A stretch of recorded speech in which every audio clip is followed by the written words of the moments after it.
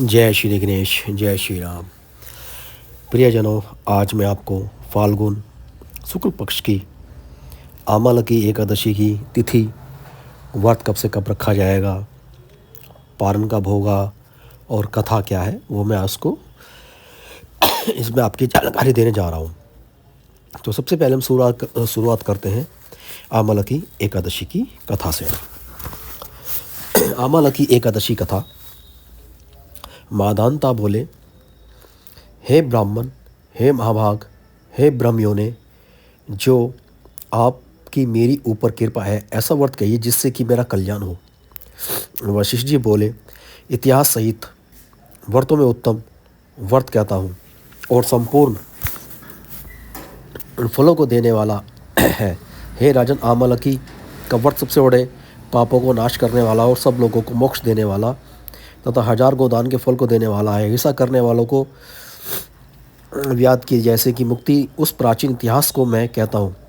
हर्षपुष्ट मनुष्यों को और ब्राह्मण क्षत्रिय शूद्रों से सुबोधित विदिश नाम का एक नगर था। नर्प शार्दूल वहाँ सुंदर वेद ध्वनि हो रही थी। उस सुंदर नगर में कोई भी नास्तिक और दुराचारी नहीं था। वहाँ चंद्रवशी पाशुबिंदु राजा के वंश से पैदा हुआ धैर्यवान सत्यवादी चेतरत्र नाम का प्रसिद्ध राजा था। वह राजा 10,000 हाथियों के समान बलवान, धनी तथा अस्त्रों को जानने वाला था। उस धर्मात्मा राजा के राज्य को करने पर कोई भी निर्धन लोभी दिखाई नहीं देता था। उसके समय में सब जगह सुकाल, आरोग्य तथा दुर्भिक्ष और महामारी कभी नहीं होती थी। उस नगर में मनुष्य विष्णु भगवान की भक्ति करते थे और भगवान शिव का पूजन करते थे। राजा भी शिव भगवान शिव की भक्ति करता था। विशेष रूप से भक्ति में लगा रहता था। दोनों पक्ष की एकादशी को मनुष्य भोजन नहीं करते थे। सब धर्मों को छोड़कर भगवान भी भक्ति करते थे। सब धर्मों को छोड़कर भगवान की भक्ति करते थे। हे राजोत्तम, इस प्रकार भगवान की भक्ति करते हुए मनुष्य को सुखपूर्वक बहुत वर्ष बीत गए। कुछ समय बीतने पर फाल्गुन शुक्ल पक्ष की द्वादशी युग एकादशी प्राप्त हुई। हे वीरपो, हे नरप, उस एकादशी को बालक बूढ़े सबने मिलकर नियम और उपवास किया। उस राजा ने इस व्रत को विशेष फलदायक समझकर नदी में स्नान करके प्रजा के साथ मंदिर में गई। राजा ने जल से भरा हुआ कलश स्थापित करके उसे छत्र, उपहार, पंचरत्न और सुंदर गंध से सुबोधित किया। पुष्पमाला से युक्त परशुराम जी के साथ ऋषियों के समेत सावधानी से पूजन किया और आंवले का भी पूजन किया है। हे जगनंद्य, हे रेणुका दर्दवंदन, हे आमलकी छाया से युक्त, हे भुक्ति मुक्ति को देने वाले, आपको नमस्कार है। हे दात्री, हे ब्राह्मण से उत्पन्न सब पापों को नाश करने वाली आमलकी, तुमको नमस्कार है। मेरे अर्ध्य को ग्रहण करो, तुम्हें नमस्कार है। हे दात्री, तुम ब्राह्मण स्वरूप रामचंद्र से तुम्हारा पूजन किया है। परिक्रमा कर्म से सब पापों को दूर करो। इस प्रकार भक्ति से पूजन करके सब ने रात्रि में जागरण किया। उसी समय वहाँ एक शिकारी आया। भूख और परिश्रम से युक्त पाप के भार से पीड़ित कुटुंब के लिए जीव हिंसा करने वाला, सब धर्मों से अलग वह आमलकी एकादशी का जागरण और दीपों से सुबोधित उस स्थान को देखकर वहाँ बैठ गया। यह क्या है, ऐसा मन में सोचकर आचार्य करने लगा। उसने वहाँ रखी हुए कलश के ऊपर दामोदर भगवान का दर्शन किया। वहाँ आंवले का वृक्ष और दीपक जले हुए देखे और पंडितों के मुख से भगवान की कथा सुनी। शुद्धित होने पर भी एकादशी का माध्यम सुना। विषमयुक्त होकर रात में जागरण किया और फिर प्रातःकाल उस मनुष्य नगर में गए। उस शिकारी ने भी वहाँ आकर प्रसन्नता से भोजन किया। फिर वहाँ बहुत काल के अनंतर व्याध की मृत्यु हुई। एकादशी के प्रभाव से रात के जागरण से उसे चतुरंगी सेना समेत बड़ा राज्य मिला। जयंती नगरी का विदुर नाम का एक राज्य था। वह धन धान्य और चतुरंगी सेना से युक्त था। उसके यहाँ वह शिकारी वशुंध नाम का बलवान पुत्र हुआ। वह निर्भत्या से 10,000 ग्रामों का राजा, सूर्य के समान तेजस्वी, चंद्रमा के समान प्रकाशमान, विष्णु के समान पराक्रमी, पृथ्वी के समान समायुक्त, धर्मात्मा, सत्यवादी और विष्णु का भगत था। ब्रह्मज्ञानी, कर्मशील, प्रजा का पालन करने वाला, दूसरों के घमंड को दूर करने वाला था। उसने अनेक प्रकार के यज्ञ किए थे। उसने अनेक प्रकार के दान किए थे। एक दिन वह शिकार को गया। देव योग से रास्ता भूल गया। वहाँ राजा को दिशा विदिशा का ज्ञान नहीं रहा। उसे हर वन में अकेला राजा शुद्ध से पीड़ित होकर भुजा का सहारा लेकर सो गया। उस अवसर में पहाड़ी मछलों का समूह आ गया। उसके परिवार को राजा ने अपने देश से निकाल दिया था। उन मछलों के पहले बैर को याद करके उस महादानी राजा को घेर लिया। उसको मारना चाहिए इस प्रकार कहने लगे, क्योंकि उसने पहले हमारे पिता माता पुत्र पौत्र भांजे मामा आदि को मार दिया था, हमको घर से निकाल देता, हम 10 दिशाओं में मारे मारे फिरते। इतना कहकर वे राजा के मारने को तैयार हो गए। पाश पटिक्ष बाण खंग और धनुष लेकर वे सब शत्रु राजा को मारने को तैयार हो गए।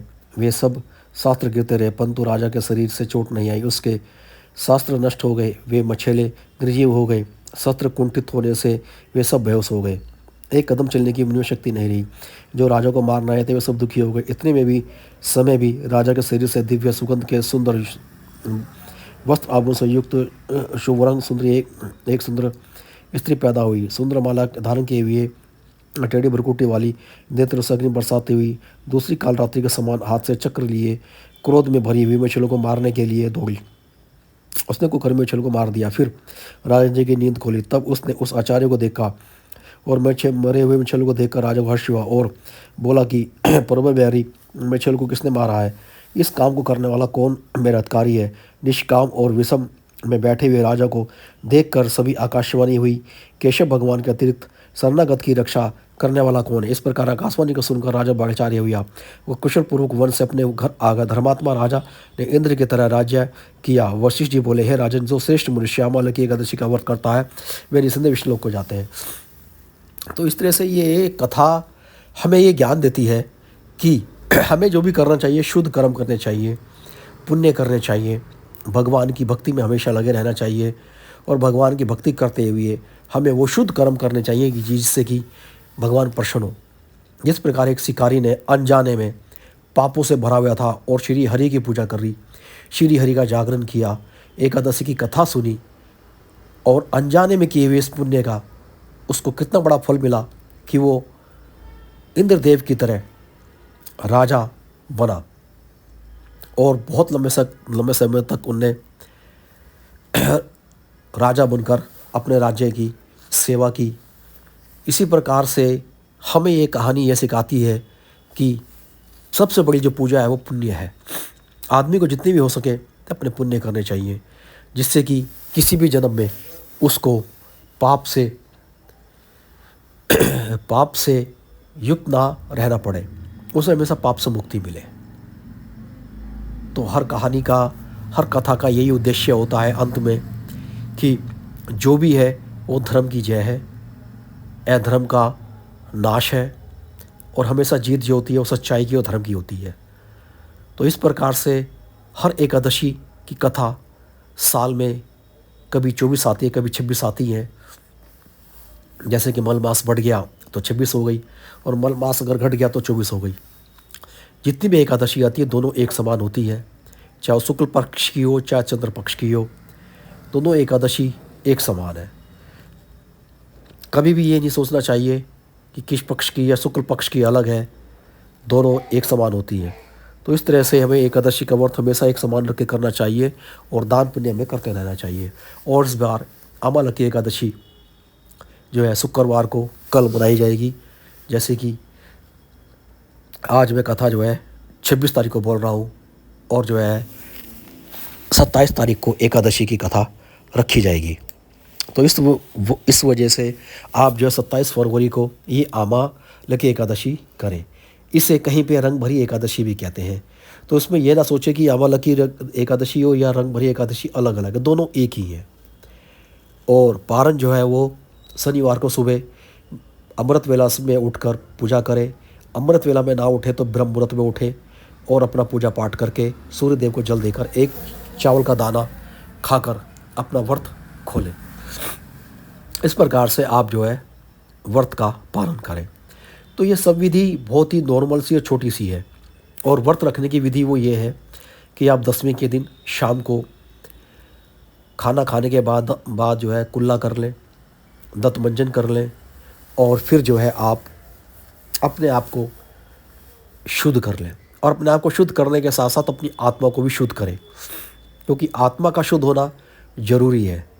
क्योंकि शरीर से मैल हटाया जा सकता है लेकिन आत्मा से नहीं, इसलिए सबसे पहले आत्मा को शुद्ध करना ज़रूरी है। और आत्मा की शुद्धि जब ही होती है जब आपके अंदर पवित्र भाव आएंगे।